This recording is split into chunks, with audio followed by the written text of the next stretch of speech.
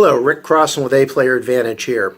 Today what I want to talk about is a question I hear quite frequently, which is in a really tight labor market, if an A player does not exist and the firm cannot locate one or the recruiter cannot locate one, when is it okay to hire a B player? So let me start out first by saying is in most cases, and I'll say 9 out of 10, a bona fide A player does exist out there. You just need to be patient to find them. But let's say you've looked at 8, 9, 10 candidates and nobody's quite fitting the bill. Well, how do you address that? Well, first of all, again, an A player is that person who has all the bona fides, so to speak. They have the results and they also fit your company culture. You can go deep with them in an interview, and every time they have the results and they tell you how they did it and how they had leadership and the right ethos for the team.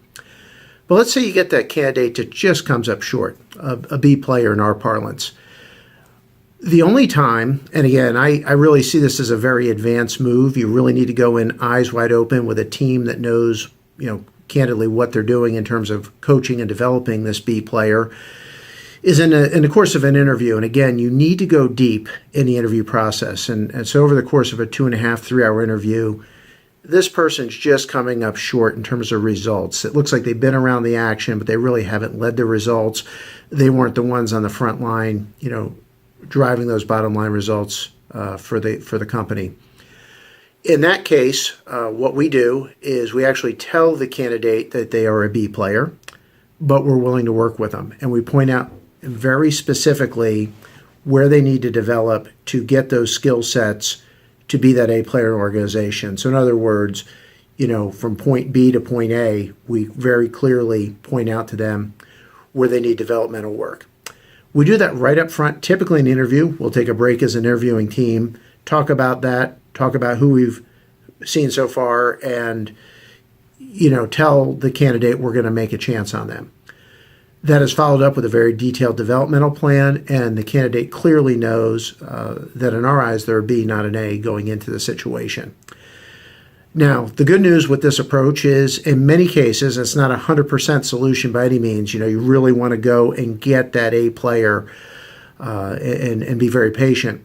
But if you utilize the process that I mentioned and your recruiting manager is willing to function as a coach, in a high percentage of cases, you can actually develop that B player. And in many cases, and this is kind of a great story, that B player wants to prove you wrong.